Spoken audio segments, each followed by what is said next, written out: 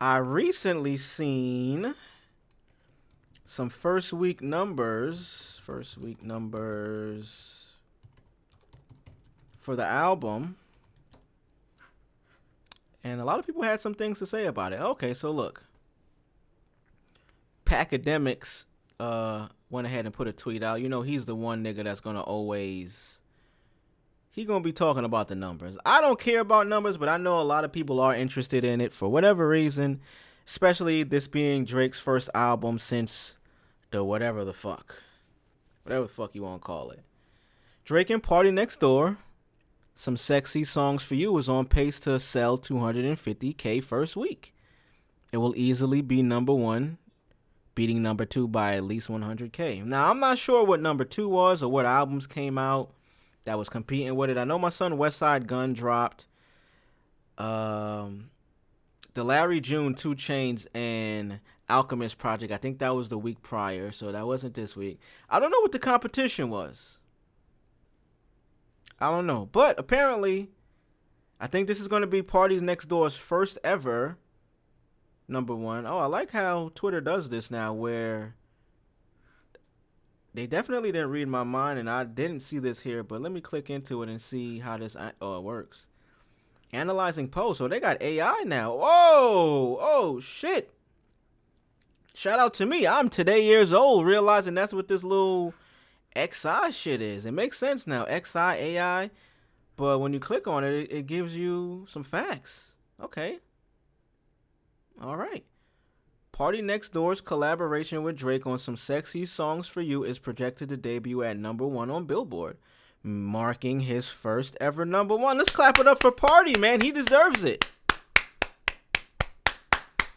Clap it up for Party, man. He definitely deserves this. My boy been putting out nothing but phenomenal music since I've heard of the nigga. Since I heard Break for Toronto. My man done been writing for Rihanna, one of her biggest records with work.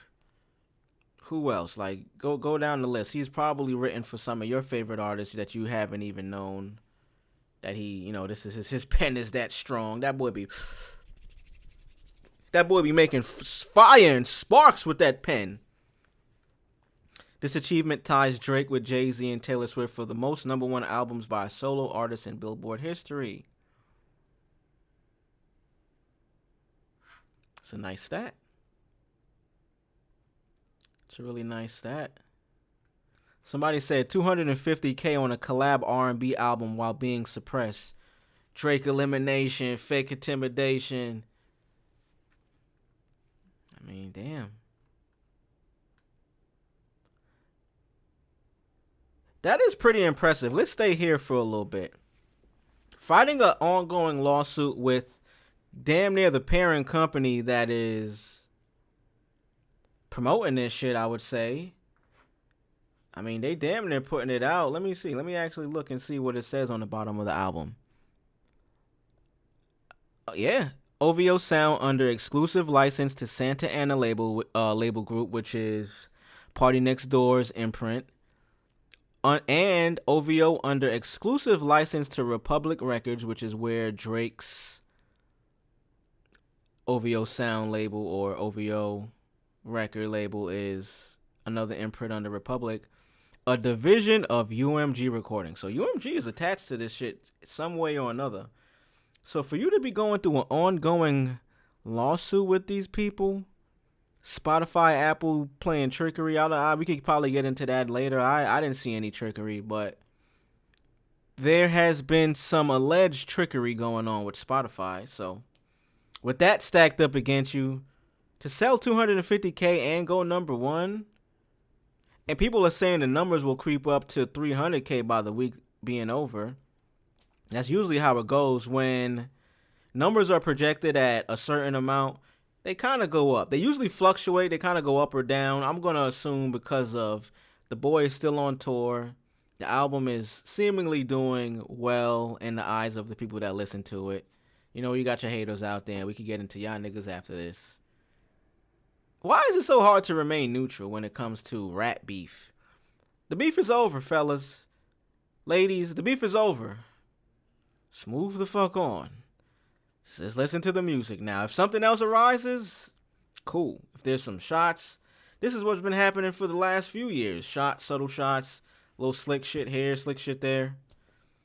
The actual beef, that shit is over with. So we could stop dick riding both sides at this point. Whoever the fuck side you on. You can stop comparing what one side drops when the other side hasn't dropped. You can stop comparing. It's over with. It's Jover. It's Jover. Let's throw that bitch out with the bathwater and the baby. It's done. It's over. So yeah, definitely. I'm thinking it might creep up a little bit more. 300K would be a phenomenal. I mean, a lot of people aren't even doing that right now.